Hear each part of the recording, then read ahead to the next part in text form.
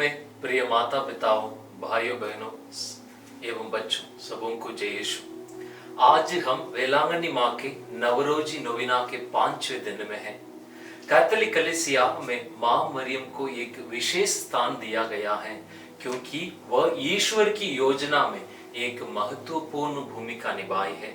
विशेष तौर पर कैथोलिक कलीसिया हमें माँ मरियम के 7 दुखों के बारे में भली भांति समझाती है। यदि हम माँ मरियम की उस 7 दुखों के बारे में मनन चिंतन करें तो वे हमें ईश्वर के प्रेम और मानवता की कमजोर के बीच में जो संघर्ष है उन्हें याद दिलाते हैं। पहला दुख सिमियोन की भविष्यवाणी, दूसरा मिस्र की यात्रा, तीसरा यीशु को मंदिर में खोया और फिर से पाया, चौथा मरियम क्रूस उठाए हुए यीशु से मिलती है, पांचवा क्रूस के नीचे मरियम, छठवां मरियम की गोद में यीशु का शरीर, सातवां मरियम यीशु के दफनाने की गवाही बनी। तो प्रिय विश्वासियों, आज हम पवित्र परिवार की मिस्र यात्रा पर या मिस्र प्रवास पर विचार करते हैं, जो विश्वास और आज्ञाकारिता की कहानी है। प्रभु यीशु के जन्म के बाद एक स्वर्गदूत यूसुफ को स्वप्न में दिखाई दिया और उसे हेरोद के बच्चे को नुकसान पहुंचाने की योजना के बारे में चेतावनी दी। हम देखते हैं कि किसी झिझक के बिना या हेसिटेशन के बिना यूसुफ ने मरियम और यीशु को मिस्र की खतरनाक यात्रा पर ले लिया। इसी को हम संत मत्ती के अनुसार पवित्र सुसमाचार अध्याय 2 पद संख्या 13 से 15 में पढ़ते हैं, जहां स्वर्गदूत यूसुफ से कहा, उठो, बच्चे और उसकी माता को लेकर मिस्र भाग जाओ। जब तक मैं तुम्हें नहीं कहता तब तक वहां रहो, क्योंकि हेरोद बच्चे को मारने के लिए उसकी तलाश करेगा। इस वचन हमें यह समझाता है कि हमारे प्रति ईश्वर की योजनाएं अक्सर हमें अपने आरामदायक क्षेत्र से बाहर निकलने और उसके मार्गदर्शन पर विश्वास करने की उत्साह करती है। इस यात्रा में मां मरियम अपने पुत्र यीशु को सुरक्षित रखने के लिए अपनी दर्द एवं पीड़ाओं को भी भूलकर ईश्वर की योजना को पूरा करने में मदद की और अपने आप को समर्पित किया। प्रिय विश्वासियों, पवित्र परिवार की मिस्र की यात्रा या मिस्र का प्रवास हमें मां मरियम की 2 महत्वपूर्ण गुणों को सिखाती है। पहला गुण है ईश्वर के प्रति उनकी विश्वास एवं भरोसा को दर्शाता है, क्योंकि जब स्वर्गदूत ने यूसुफ से अपने परिवार को लेकर भाग जाने को कहा तो मरियम और यूसुफ ने कोई प्रश्न नहीं पूछा।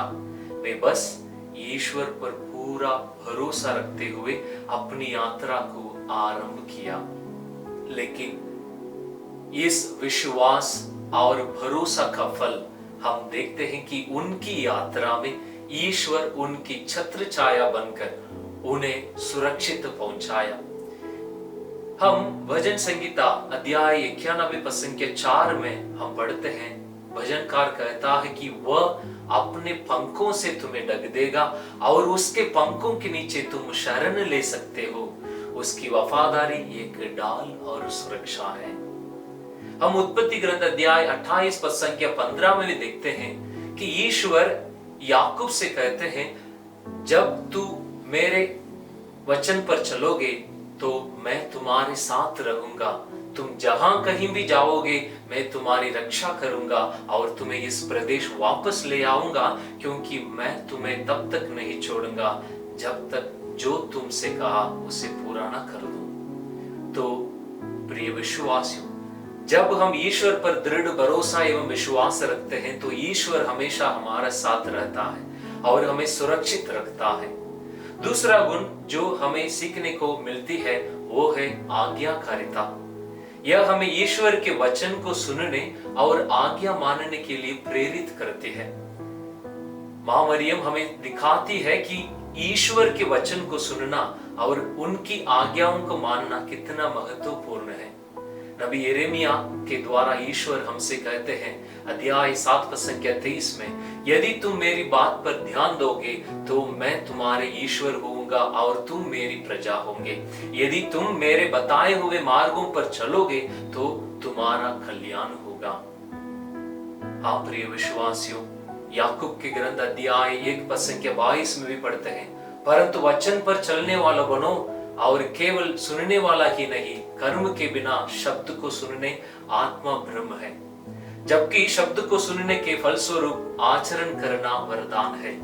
इसलिए ईश्वर के वचन का पालन करने से और उनके प्रति आज्ञाकारिता बनने से यूसुफ और मरियम के जीवन में आशीर्वाद आया। तो प्रिय विश्वासियों, पवित्र परिवार की मिस्र की यात्रा या मिस्र में प्रवास से हमें प्रेरणा मिली है कि हम ईश्वर की योजना पर विश्वास करें, उसके प्रेम में शरण लें और उसके मार्गदर्शन पर चलें, भले ही यात्रा कठिन हो, ताकि हम भी मां मरियम और यूसुफ के समान ईश्वर की कृपा पात्र बनकर उनकी आशीष को अपने जीवन में हर पल प्राप्त कर सकेंगे। आमीन।